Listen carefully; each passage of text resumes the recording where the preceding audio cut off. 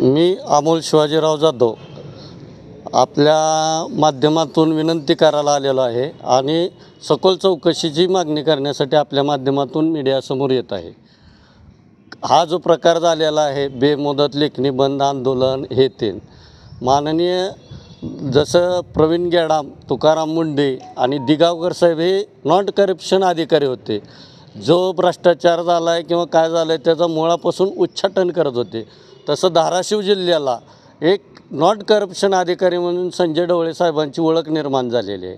आम्हाला पहिल्यांदा वाटत होतं की साहेब करप्शन असतील, पण साहेबाच्या माध्यमातून तक्रारी आम्ही अर्ज दिल्यानंतर किंवा काय प्रश्न घेऊन गेल्यानंतर साहेबांनी कधीच रुपयाची अपेक्षा केली नाही। साहेबांनी काम करण्याचा प्रामाणिक प्रयत्न केला आणि मी 26/12/2024 रोजी मी amenity zone, open space, green zone, अनेक गौण खनिज ह्यांची तक्रार साहेबांकडे दिली। साहेबांनी 26 तारखेला तक्रारीची चौकशी समिती नेमली। चौकशी समिती नेमली असताना त्यांनी काय तर उस्मानाबाद तहसीलला विजिट देऊन काय कागदपत्राची पाहणी केली। मग 26 तारीख गेली, 27 गेली, 28 गेली, 29 गेली, 30 गेली। ह्या 5 दिवस गेल्यानंतर काल 1च्या नंतर काय चक्र फिरले, काय गोड बंगाल फिरले मला काहीच कळालं नाही। त्याच्यामुळे मी आज कलेक्टर ऑफिसला तुमच्या माध्यमातून येऊन सांगण्याचा एक प्रयत्न करत आहे। आज 5 दिवस गेल्यानंतर साहेबावर काल दुपारपासून काही गोड बंगाल एकत्र येऊन साहेबावर आरोप केला गेला की मला असं केलं आहे, मला तसं केलं आहे। म्हणजे तुमचं पाप झाकण्यासाठी किंवा तुमचा भ्रष्टाचार लपवण्यासाठी, तुम्ही केलेले काळे करारनामे लपवण्यासाठी आज तुम्ही लेखणी बंद करत आहात। आज जनतेला वेठीस धरत आहात। आज मी एवढ्या मोठ्या तक्रारी दिलेले पत्र आज मला 1 तारखेला मिळतात। मी 9 महिन्यात, 10 महिन्यात, 11 महिन्यात केलेले तक्रारीचे पत्र मला आज मिळतात। मग आज जर असं जर तक्रारदाराच्या विषयी तक्रारीचा खुलासा होत नसेल तर मग काल 1 तासात असं काय घडलं ह्या धाराशिव कलेक्टर ऑफिसमध्ये की लगेच काम बंद, लेखणी बंद आंदोलन केलं, साहेबाच्या विरोधात आंदोलनं केली। असं काय घडलं ही जी पूर्ण चौकशी व्हावी। जी समिती गेली ती कोणाकोणाला भेटायला किंवा काय काय करायला त्याची चौकशी व्हावी।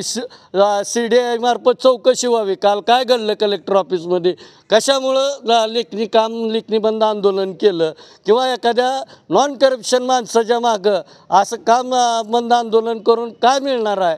आणि मी साहेबांना एक विनंती करतो आणि जिल्ह्यातले खासदार असतील, आमदार असतील, महायुती असेल, महाविकास आघाडी असेल किंवा वंचित आघाडी असेल, सर्व राजकीय पक्ष असतील, छोटे मोठे सर्व भ्रष्टाचारी संघटना असतील, आज जर तुम्ही आवाज नाही उठवला तर बीडचा धाराशिव जिल्हा अधिकारी वर्ग व्हायला कमी होऊ देणार नाही। आणि ह्या अधिकाऱ्याची जर मगरुरी मोडायची असेल तर आपले हेवे दावे बाजूला ठेवा, ह्या काळ्या धंद्यावर पांघरून घालू नका।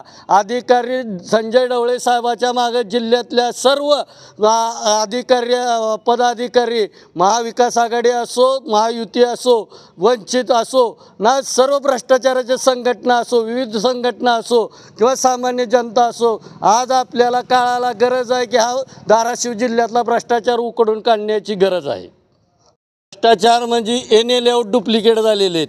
तुळजापूर तहसीलचा NA लेआउट आहे, मी तुम्हाला दाखवतो। काल मी माझ्या तुळजापूरच्या पत्रकार बांधवांनाही दाखवलेला आहे।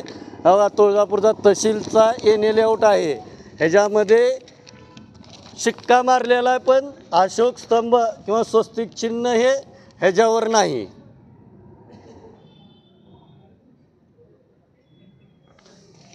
योगिता कोले हे 2022ला तुळजापूरच्या तहसीलमध्ये कार्यरत नव्हते, ते कार्यरत होत्या ह्याच्यात मंदिर संस्थांमध्ये व्यवस्थापक म्हणून। त्यांची ते सही मारलेली आहे योगिता कोलेंची।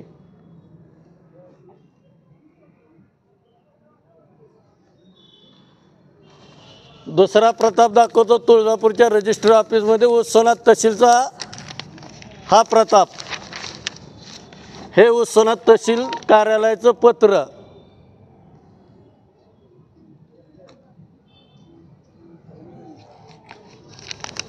काय केलं रजिस्ट्रीच्या पत्रामध्ये? ह्याच्यात NA लेआउट दिलेला आहे तुळजापूर तालुक्याचा। पत्र कुठलं आहे? तहसील कार्यालय उस्मानाबाद। इथं सही काय आहे? अविनाश कारंडे, तहसीलदार तुळजापूर।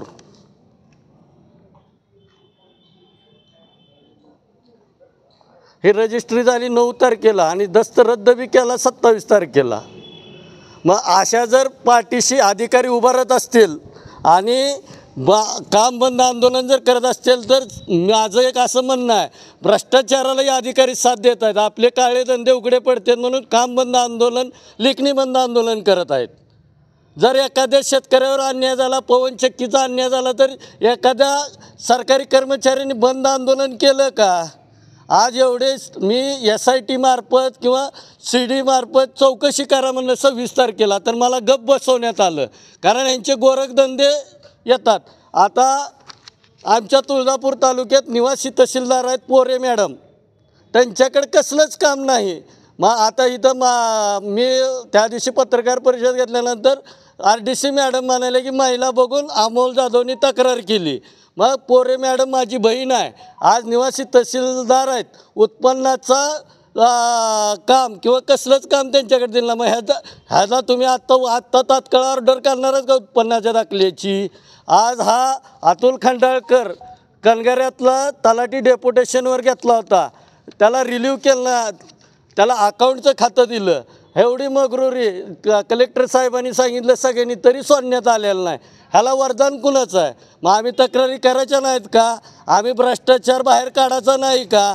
मग तुम्हीच भ्रष्टाचार करा, तुम्हीच मोठे व्हा, तर तुम्हीच शासनाचे भूखंड खावा, असाच प्रकार झाला ना. सामान्य जनतेचं काय राहिलं ना. बीडसारखा दहशतवाद अधिकाऱ्याचा तुळजापूरमध्ये व धाराशिव जिल्ह्यामध्ये दिसा लागलेला आहे. नॉन करप्टेड अधिकाऱ्याच्या जर पाठीशी उभारत नसेल, मग ह्यांचे काळे धंदे भरपूर झालेले, ते झाकण्यासाठी काहीतरी गोड बंगाल. मला एक सांगा पत्रकार मित्र, 26ला चौकशी समिती नेमली, 27 गेली, 28 गेली, 29 गेली, 30 गेली, 31 तारखेला हे 2 वाजल्यापासून चक्र फिरले गेलेले आहेत. ह्याचं गोड बंगाल काय? ह्याची पूर्ण चौकशी व्हावी. 2 वाजता कोण कोणाला भेटलं, त्याच्यानंतर काय ठरलं, ढवळे साहेबाच्या विरोधात आंदोलनाची काय दिशा ठरली, ह्याचं गोड बंगाल पहिल्यांदा बाहेर काढावं. मी आपल्या माध्यमातून सर्व पत्रकार मित्रांना, सर्व जनतेला विनंती करतो आणि माझे 2 शब्द संपवतो. जय हिंद, जय महाराष्ट्र. त्याच्या तहसीलमध्ये ग्रीन झोन, ॲम्युनिटी झोन आणि ओपन फेस पूर्ण NA-11मधले गायब करण्यात आलेले आहेत. आणि ग्रीन झोनला प्लॉटिंग करता येत नाही, प्लॉटिंग केलेली आहे ग्रीन झोनची. आणि वर्ग 2च्या 1मध्ये जमिनी दाखवून एडिट सातबारे करून त्याचे NA-लेआउट केलेले आहेत. मग सामान्य नागरिक आज 10 लाख 15 लाखाचा प्लॉट घेतो. ह्यांच्या काळ्या धंद्यासाठी सामान्य नागरिक किती फसला जातो. आज नाही, वर्षानं, 2 वर्षानं, 10 वर्षानं भ्रष्टाचार बाहेर येणारच आहे. आल्यानंतर सामान्य माणसानं कुणाचे दरवाजे ठोठावायचे? आज ही परिस्थिती आलेली आहे. धाराशिव जिल्ह्यात ही करारनामे चालू आहेत. ह्या करारनाम्याचा कुठं तर पदर फारशी उघड होईल आणि रॉकेट घोटाळा निघेल, ह्यासाठी ही काम बंद, लेखणी बंद आंदोलन केलेलं आहे. ह्याला पाठीशी न घालता 26 तारखेला साहेबांनी चौकशी समिती नेमली होती, तर 26, 27, 28, 29, 31 तारखेला 1 वाजेपर्यंत आत्तापर्यंत का झालं नाही? ह्याचं काहीतरी गोड बांगाला कोणाच्या तर माध्यमातून ही चक्र फिरलेले आहेत. साहेबाला काय तर गोत्यात आणण्यासाठी चक्र फिरलेले, पण साहेब नॉट करप्शन माणूस आहे. त्यांच्या मागं आई तुळजाभवानी उभी आहे, त्याच्यामुळं त्यांना काही होणार नाही. ते सत्याच्या मार्गातून यशस्वी होतील अशी मला खात्री आहे. महाराष्ट्रातील ताज्या बातम्या पाहण्यासाठी आमच्या YouTube चॅनेलला सबस्क्राईब करा. इंस्टाग्राम आणि फेसबुकवर हा व्हिडिओ पाहत असाल तर फॉलो करायला विसरू नका. धन्यवाद.